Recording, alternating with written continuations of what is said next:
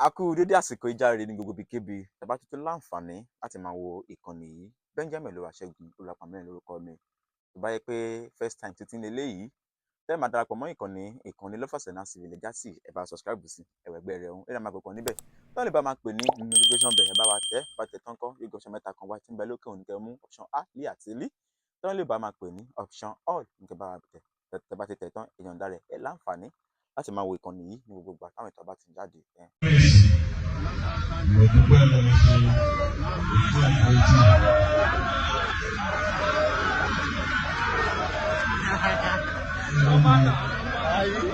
Yóò ṣe rí náà nù.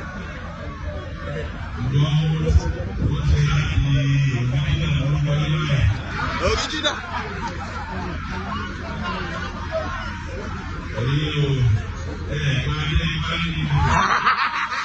Ikú àbáyé rẹ̀!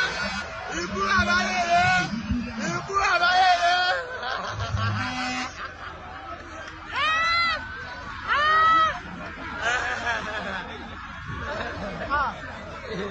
Ọlọ́run dá gbọ́n.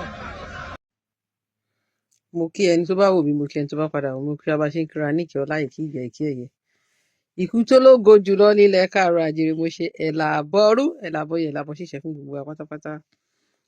Òru mo ṣe kọ́ọ̀lù mo ṣe fídíò yìí. Gbogbo ara rí fídíò tá a gbé wọlé yẹn.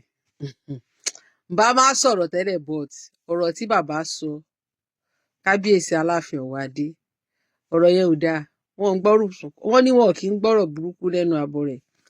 Báwo ni Aláàfin Ọ̀wádé ṣe máa sọ pé àwọn dúpẹ́ lọ́wọ́ àgbà Akin torí pé kò gba adé pálí ní public? Tẹ́ bá tiẹ̀ fẹ́ sọ orúkọ bẹ́ẹ̀ yẹn ẹ sọ ní ààfin yín, kò ń ṣe ká ẹ lọ sọ láàrin èrò.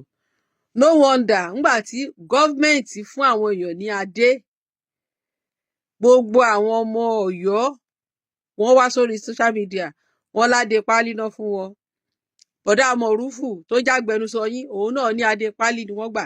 Ẹ̀yin náà tún lanu ẹ sọ pé adé pálí ni gọ́ọ̀mẹ̀ntì dé àwọn èèyàn. Number one, ìgbà tẹ́yìn gba ọ̀pá àṣẹ wọ́n yẹ fún yín ní certificate, wọ́n fún yín certificate. Abetí ajá lẹ dé kábíyèsí lọ́jọ́ yẹn pẹ̀lú certificate. So àwọn tí bí wọ́n fún wọn ní adé bó tiẹ̀ jẹ́ yí pé ceremonial adé ni wọ́n dé, but it is a symbolic of our tradition because adé tẹ bá rí status àwọn baba ńlá wa adé ìṣẹ̀ǹbáyé ni irú adé tí àwọn baba wa máa ń dé nìyẹn. Ṣó ti yé yín nísìn fún yín láti wá bu ẹnu àtẹ́ lu tradition wa wípé adé pálí ó kù káàtó. Number one, bàbá wa Ọ̀rànmíyàn ẹ jọ̀ọ́ ṣó lo abetí ajá ni ìbéèrè tí mo béèrè lọ́wọ́ yín nìyẹn. Àbówọ ṣó wọ nǹkan tẹ́ wọ̀ yìí ṣé sewing machine wà nígbà t'Ọ̀rànmíyàn exist? Ṣé sewing machine wà nígbà t'Ọ̀rànmíyàn wà? Kájà l'Ọ̀rànmíyàn ń pa kájà ni. Kò wọ abetí ajá, kò wọ abetí ajá tẹ̀yìn wọ̀ ń sì tẹ́ fi pé òun ni dressing. Torí ó dàbí pé ẹ̀yin Ọ̀yọ́ gan fẹ́ rí prógráàmù àwọn ọba wa kán má dé adé mọ́ pé fìlà ni kán máa dé. Adé orí náà fi ń mọba, ìlẹ̀kẹ̀ ọrùn náà fi ń mọ̀jòyè. Ẹ jọ̀ọ́ tó àwọn baba ńlá wa bá pé fìlà ni wọn ò ní ṣadé. Fún yín láti wá rọ́bìṣì nǹkan táwọn baba ńlá wa ṣe ó kù káàtó kábíyèsí. Yes. Number two, àgbà Akin tí ò gba adé kò mórí adé wá látọ̀run ni. Tó bá jẹ́ pé àgbà Akin mú orí adé wá láti ọ̀run ìbá gbadé yẹn. Ìbà Sàámú orí adé ló mú wá láti ọ̀run, orí adé ló mú wá láti ọ̀run. Nínú tradition wa, ọmọ tó bá máa jọba ó ní àmì tí wọ́n máa fi mọ̀ wọ́n. Orí adé tí Ìbà Sàámú wá láti ọ̀run, òun ló jẹ́ kí Ìbà Sàámú jọba. Orí adé tí Aláàgọ́ Ọ̀já mú wá láti ọ̀run, òun ló jẹ́ kí Aláàgọ́ Ọ̀já jọba. Mo rí fídíò bàbá yẹn ti wà lẹ́nu ẹ̀ tipẹ́, ó ti wà lẹ́nu ẹ̀ tipẹ́, ṣùgbọ́n orí adé tó mú wá láti ọ̀run, òun ló jẹ́ kó jọba. So Ìbà Sàámú tẹ́ fi ń ṣe ẹ̀ tẹ́ ń pè láládé pálí yẹn, màá padà lọ wá fídíò yẹn. Ìbà Sàámú sọ pé àwọn jogún adé mẹ́ta, kì í ṣe lọ́dọ̀ bàbá wọn o, kì í ṣe lọ́dọ̀ grandfather, from ìran. So which is pé lineage ọba ni Ìbà Sàámú ti wá. Ìbà Sàámú gan ní àwọn tún ní adé ṣẹ́ṣẹ́ fún. Bẹ́ẹ̀ ni adé mẹ́ta ni wọ́n kà tán láwọn ní, táwọn baba ńlá wọn tí wọ́n ti ń pass from one generation. So Ọlọ́run ti sọ pé Ìbà Sàámú ló máa dé adé yẹn, òun ni Ìbà Sàámú ṣe dé. And nǹkan tí bàbá fún nǹkan tẹ́ sọ yìí, adé páálí tẹ́ pé yẹn, they are officially recognized as ọba. Number 2, láti ọjọ́ tí Ìbà Sàámú ti gba certificate ẹ̀, òun ni Ìbà Sàámú ti di kábíyèsí, ìyàwó wọn ti di olórí, àwọn ọmọ wọn ti di princess. Generation to generation wọ́n á máa pè wọ́n ní princess. Ẹ bá wò wọ́n pé wọn ò níbi tí wọ́n fẹ́ lò, ibo náà fẹ́ lò, gọ́ọ̀mẹ̀ntì ló máa ṣe ọ́fíìsì fún wọn, ẹni mélòó náà fẹ́ jọba lé lórí. Ìbéèrè tí mo fẹ́ béèrè lọ́wọ́ yín ni pé ìgbà tí Ọ̀rànmíyàn lọ sí òde Ọ̀yọ́, káàmpù ni bàbá dálẹ̀, bàbá ò ní intention àti tẹ̀lúdó. Káàmpù ni bàbá, jagunjagun ni bàbá, káàmpù náà dálẹ̀. So bàbá gan ò gbé adé lọ. No, ẹ ń sọ pé wọ́n ládé pálí báyìí, bàbá tí àwa Ọ̀rànmíyàn kò gbé adé kúrò ńfẹ̀, torí tó bá gbádé kúrò ńfẹ̀ kò ní padà wá jọba. Ẹni tó bá gba adé kúrò ńlé-Ifẹ̀, èèwọ̀ ni, kò lè padà jọba mọ́. So bàbá wa Ọ̀rànmíyàn gangan kò gbadé. So kò gbadé lọ. So kí là ń gbìyànjú láti sọ ní so Àjàká ò ní adé, bó ló ti ládé? Àjàká ò ládé. Ẹni tó kọ́kọ́, the first crown king ní Ọ̀yọ́, Ṣàngó ni. Ìdí nìyẹn tó fi jẹ́ pé orò Ṣàngó lẹ́yìn ọba Ọ̀yọ́ ń ṣe. Bó tiẹ̀ jẹ́ pé ẹ má pàjá lọ́bọ̀ fún wa. Ṣèbí ìpẹ́bí kí ni Ṣàngó kan tó ń ṣe fún Ṣàngó náà máa ń ṣe fún yín. Ṣàngó Ẹ̀tẹ̀là Òkò, òun ló kọ́kọ́ dádé lọ́yọ̀ọ́. Àjàká ò ládé, bóyá àgbà tó wá lé Ṣàngó, bóyá Àjàká wá dé adé ẹ̀, àwọn ọmọ Àjàká wá ń dé adé Ṣàngó lọ. Ṣé mọ̀ pé kì í ṣe ọmọ Ṣàngó, ṣé mọ̀ pé ọmọ Àjàká ni yín. So láti máa wá mọ̀kì àwọn kan wípé àwọn kan aládé pálí àbí kan àwọn aládé kinní kan, ó kù káàtó. Kì í dẹ̀ ń ṣe ọ̀rọ̀ tó lè bring unity lẹ́ ń sọ yẹn. Ọlọ́run ti yan àwọn yẹn pé wọ́n máa dé adé láyé ni. Bẹ́ẹ̀ ni, wọ́n lórí tó bá máa dádé láti inú Agogodẹ ló ti ń wá. Olódùmarè ti choose wọn wípé wọ́n máa dé adé nílé ayé yìí. That is why ìgbà tí wọ́n ń bọ̀ wọ́n ti yàn pé àwọn máa dádé. So Ìbà Sàámú tẹ́ńbẹ́lú àti gbogbo àwọn tó dádé yẹn, kì í ṣe bẹ́ẹ̀ ni wọ́n ní pé kò ṣe bẹ́ẹ̀ ni ṣeré lọ́la ṣe máa rí. Tó bá máa tó bí 100 years síbí báyìí, wọn ò lè rí bọ́ ṣe wà yẹn mọ́. Ìgbà tí bàbá ti yí Aláàfin Àtìbà, tí Ọ̀yọ́ ilé ti parẹ́, tí wọ́n wá ságọ́, ṣèbí oko náà ní bàbá wa dá. Ṣèbí wọ́n dìgbà tí bàbá aṣáàrí ibi tó ń ṣó ilé yẹn ní Ògbómọ̀ṣọ́, ilé Atọ́yọ̀ tẹ̀, ibi tí bàbá kọ́kọ́ wà. Ìgbà táwọn Ògbómọ̀ṣọ́ evict bàbá, tí bàbá wá ságọ́, ṣèbí wọ́n ní oko ni bàbá kọ́kọ́ dá. Bàbá ní kán fáwọn nílẹ̀ káwọn máa ṣọ́ko, wípé táwọn bá dá oko tán, àwọn máa padà lọ rebuild ilé bàbá wọn, ó tó di pé ẹjọ́ irú ilé wo ni wọ́n kọ́kọ́ kọ́ ńgbà náà. Ṣe bá a rí ilé, kátẹ̀ mọ̀ pé ní a rí ilé tí Aláàfin Adéyẹmí wà. Ṣe bá a rí pé àbí ìṣe koríko ni, àbí ìṣẹ̀lẹ̀ koríko ni bàbá wa ni wọ́n wà ńgbà náà. A mọ̀ pé that was the civilization of that time.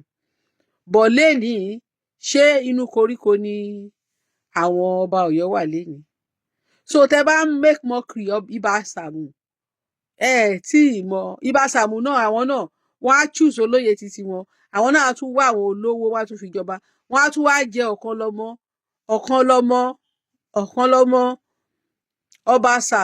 lọ́mọ ọba Sàámú ti Ọ̀yọ́ empire yes àwọn náà tún wá àwọn olówó wọ́n á tún fún wọn chieftain something so wọ́n á wá develop àdúgbò wọn ibẹ̀ náà á tún great so kí la ń gbìyànjú láti sọ ni pé àwọn tó yẹ kẹ́ ẹ fà mọ́ra wọ́n ní kárìn ká pọ̀ iyẹ̀ ló ń yẹ ni ẹ wá ń pè wọ́n láládé pálí ní public ẹ tún fi àbùkù kan government and the same process náà ni tí wọ́n fi fẹ́ yín náà ní government náà ló fún yín certificate wọ́n ṣe fún yín certificate wọ́n fún yín lọ́pàá àṣẹ ẹ̀yin ò tiẹ̀ dé kankan fìlà lẹ́dẹ́ fìlà abetí ajá òun lẹ́dẹ́ lọ́jọ́ náà ẹ wá ń pa ọkọ̀ ládé pálí ní adé pálí then bàbá adé tẹ́ fi ṣe coronation gan ṣé adé ìṣẹ̀ǹbáyé ṣé adé a mọ̀ pé adé ìṣẹ̀ǹbáyé táwọn bàbá ń lò nìyẹn ṣùgbọ́n ṣé ọba kan ti dé adé yẹn rí ṣèbí adé tẹ́ lọ ṣe náà ni tí wọ́n bá yín ṣe lẹ́dẹ́ àbí ìṣàdé tí wọ́n bá yín ṣe lẹ́dẹ́ ṣèbí kì í ṣe adé aṣáàrin adé tí aláàfin Adéyẹmí fi ṣe coronation kì í ṣe òun lẹ fi ṣe coronation náà so bóyá ibi wọ́n ti ń ta adé náà òun náà ti rà ni wọ́n ti báyìí náà ti rà fẹ̀yìn náà wọ́n bá yín ṣe special tẹ́ dé for the first time so kí là ń try láti sọ ni pé ẹ wá ń pèèyàn kan láládé pálí ẹ wò ó kábíyèsí ó kù káàtó o ẹ má bínú o tá a bá rí òótọ́ a ní láti sọ láti pe àwọn tí Olódùmarè ti sọ pé wọ́n máa dé adé tí ìjọba tún wá kún àṣà àtìṣe lé ìjọba wá ṣe symbolic adé yẹn yes Alágọ̀ Ọ̀já after then lálágọ̀ Ọ̀já wá dé adé ìṣẹ̀ǹbáyé ẹ̀ because adé tó jáde ìṣẹ̀ǹbáyé gómìnà ò lè gbé síyàn lórí ṣùgbọ́n it's a symbol of our tradition and our culture adé tẹ́ pè ládé pálí yẹn tí ẹ̀yin pẹ̀lú Ìbà Sàámú tẹ́ bá jọ lọ bí kankan sìn pẹ̀lú abetí ajá tó wà lórí yín pẹ̀lú adé tó wà lórí Ìbà Sàámú ìgbà táwọn èèyàn ti fún Ìbà Sàámú ní recognition wọn ò lè fún ní recognition torí ọ̀pọ̀lọpọ̀ àwọn tí ò bá mọ̀ yín ò ní mọ̀ pé ẹlòmíì gan á kàn wọ́ọ̀kì níwájú yín báyìí á lọ ni kò ní kí yín with no respect because wọn ò mọ̀ yín rí tí ìbá ṣe àwọn tẹ́ ẹ máa ń kó káàkiri tó máa ń kígbe Aláàfin o olórí Yorùbá dé tẹ́ ẹ bá lọ síbì kan tẹ́ ẹ bá kú tẹ́ ẹ bá sọ̀rọ̀ kò sẹ́ni tó lè recognize yín pé ọba nìyí torí ẹ múra bí bọ̀rọ̀ kìíní ni ẹ múra bí ọba ṣùgbọ́n tí Ìbà Sàámú bá dé adé tẹ́ pè ládé pálí yẹn tó bá gbé sórí àwọn tó máa ṣe mọ̀ àwọn tó gbà táwọn èèyàn ti máa dọ̀bálẹ̀ fún Ìbà Sàámú tí wọ́n máa dọ̀bálẹ̀ wọn ò tí lè dọ̀bálẹ̀ fún yín mo rí pé àwọn ọmọ Ọ̀yọ́ náà máa ń pe bàbá wa Ọ̀nìrìṣà láládé pálí so mi ò mọ̀ bóyá bàbá náà máa ń pe bàbá láládé pálí lẹ́yìn nígbà tá a sọ fún yín pé fìlà tẹ́ dé yẹn kò yẹ orí yín ìran baba ńlá yín ò dé fìlà adé ni wọ́n dé adé ni ìran baba ńlá yín dé ṣùgbọ́n fìlà lẹ́yìn dé ẹ wá ń sọ pé àwọn tó keep tradition ẹ wá ní adé pálí ni even àwọn ní ibẹ̀ yẹn gan wọ́n ti indoctrinate ìgbà tó Olúwo bẹ̀rẹ̀ sí ní tẹ̀lé Aláàfin àná lolúwo ò dádé mọ́ oríṣiríṣi adé lolúwo ń dé tẹ́lẹ̀ ìgbà tó Olúwo bẹ̀rẹ̀ sí ní tẹ̀lé bàbá ni ò dádé mọ́ ṣe rí pé nǹkan tí mo try láti sọ ni pé Ọ̀yọ́ ń reprogram àwọn ọba wa kọ́ máa dé adé mọ́ gbogbo ẹ̀yin ọba káàárọ̀ àjíire adé tí wọ́n pè ládé pálí yẹn gbogbo yẹn bẹ̀rẹ̀ sí í dé ìyẹn ní iyì wa ìyẹn ní culture wa ìyẹn ní tradition wa yes ceremonial adé wà tí àwọn ọba máa dé lóríṣiríṣi fún fashion ṣùgbọ́n sacred crown wà Ìbà Sàámú tẹ́ẹ̀dẹ̀ sọ yẹn màá lọ wá fídíò yẹn mo wò ó lórí YouTube má dẹ̀ padà lọ wá Ìbà Sàámú ní adé ìṣẹ̀ǹbáyé bẹ́ẹ̀ ni ó ní adé ìṣẹ̀ǹbáyé Ọlọ́run dẹ̀ ti ọ̀dẹ́ẹ̀dì ẹ̀ wípé àwọn ìran ẹ̀ ti dìran ọba nǹkan lílé ìjọba ló ti wá right then now Ìbà Sàámú àwọn ọmọ ẹ̀ ti di princess àwọn generation náà máa pera wọn princess tèmi pera mi lénìí torí pé baba ńlá mi mo wá láti lineage ọba ni baba biological father mi báyìí ò ṣáà jẹ ọba orí great grandfather mi òun ni great grandfather mi òun ló jọba. great grandfather mi ní line mi òun ló jọba last. So uncle mi tó jọba ń sìn kì í ṣe ọmọ àbúrò granddad mi ni. So kí ni mo try láti sọ ni pé but I use the title princess because bàbá ńlá mi jọba, bàbá ńlá tèmi ó jẹ ọba, ọmọ ọba dẹ̀ tún ni. So ọba ni bàbá ẹ̀ nílé Ifẹ̀, ọba dẹ̀ ni ọmọ. So kí ni mo try láti sọ ni pé mo pera mi ní princess. So àwọn ọmọ Sàámú ti di princess. Ẹ bá pè wọ́n láládé pálí kẹ́kù wọ́n ní kankan. Àwọn ọmọ Ìbà Sàámú they are now princess. Princess Ìbà Sàámú dẹ̀ máa gba sálárì. A lọ sí meeting àwọn ọba. Bẹ́ẹ̀ ni wọ́n bá ń pe àwọn ọba báyìí lọ́yọ̀ọ́ state Ìbà Sàámú á wà ń bẹ̀. Ìbà Sàámú á wà ń bẹ̀. Tí àwọn politicians tó bá fẹ́ rí gbogbo ọba ńgbà tó máa ń pín jára fún yẹn, Ìbà Sàámú náà gba jára ẹ̀. So eléyìí tẹ̀ ń pe Ìbà Sàámú láládé pálí àti gbogbo àwọn tó kù yẹn, aládé pálí yẹn kò ní ìtumọ̀ rárá. Orí level wọn ti change. Mi ìsọjù báyìí lọ dìgbà kan náà.